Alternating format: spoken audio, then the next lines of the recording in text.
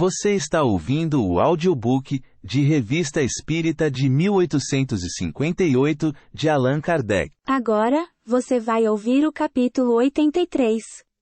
Outubro. O mal do medo. Comunicam-nos o seguinte fato, que vem confirmar as observações feitas sobre a influência do medo. Ontem o Dr. F. voltava para casa depois de ter feito algumas visitas aos seus doentes. Numa dessas visitas, haviam-lhe dado uma garrafa de excelente rum, importado diretamente da Jamaica. O médico esqueceu no carro a garrafa preciosa. Lembrando-se, um pouco mais tarde, foi procurá-la, e disse ao chefe do estacionamento que havia deixado numa das carruagens, uma garrafa de um veneno muito violento, e o aconselhou a prevenir aos cocheiros que tivessem o maior cuidado em não fazer uso daquele líquido mortal. Quando o Dr. F. acabava de chegar de volta ao seu apartamento, vieram chamá-lo às pressas, pois 3 cocheiros do vizinho estacionamento sofriam dores horríveis nas entranhas. Foi com muita dificuldade que os convenceu de que tinham bebido excelente rum, e que sua indelicadeza não poderia ter tido mais graves consequências que aquele castigo imediato aos culpados. 1. São Luís poderia dar-nos uma explicação fisiológica dessa transformação das propriedades de uma substância inofensiva?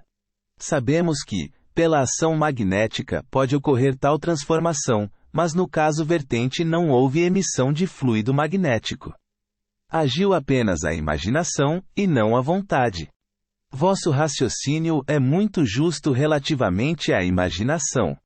Mas os espíritos malévolos que induziram aqueles homens a cometer um ato indelicado, fazem passar no sangue, na matéria, um arrepio de medo que bem poderíeis chamar de arrepio magnético, que distende os nervos e produz um frio em certas regiões do corpo. Bem sabeis que todo frio na região abdominal pode produzir cólicas. É, pois, um meio de punição que diverte os espíritos que provocaram a realização do furto, e ao mesmo tempo, que os faz rir à custa daqueles a quem fizeram pecar. Em todo caso, não ocorreria a morte. Não houve mais que uma simples lição para os culpados, e divertimento para espíritos levianos. Assim procedem, sempre que se lhes oferece uma oportunidade, que até procuram, para sua satisfação. Nós podemos evitar isso, eu lhes afirmo, elevando-nos a Deus, por pensamentos menos materiais, que os que ocupavam o espírito daqueles homens. Os espíritos malévolos, gostam de se divertir. Cuidado com eles.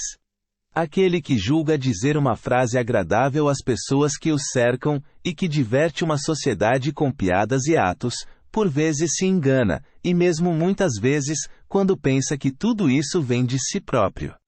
Os espíritos levianos que o cercam com ele de tal modo se identificam, que pouco a pouco o enganam a respeito de seus pensamentos, enganando também aqueles que o ouvem. Nesse caso, pensais estar tratando com um homem de espírito, que no entanto não passa de um ignorante. Pensai bem, e compreendereis o que eu vos digo. Os espíritos superiores não são, entretanto, inimigos da alegria. Por vezes gostam de rir para se vos tornarem agradáveis. Mas cada coisa tem o seu momento oportuno. Observação. Dizendo que no caso relatado não havia emissão de fluido magnético, talvez não fôssemos muito exatos. Aqui aventuramos uma suposição. Como dissemos, sabe-se que transformações das propriedades da matéria se podem operar sob a ação do fluido magnético, dirigido pelo pensamento. Ora, não é possível admitir que, pelo pensamento do médico, que queria fazer crer na existência de um tóxico, e dar aos ladrões as angústias do envenenamento, tivesse havido à distância, uma espécie de magnetização do líquido que assim teria adquirido novas propriedades, cuja ação teria sido corroborada pelo estado moral dos indivíduos, a quem o medo tornara impressionáveis? Esta teoria não destruiria a de São Luís sobre a intervenção dos espíritos levianos, em semelhantes circunstâncias. Sabemos que os espíritos agem fisicamente por meios físicos. Podem, pois, a fim de realizar certos desígnios, servir-se daqueles que eles mesmos provocam, e que nós, lhes fornecemos inadvertidamente. Ponto.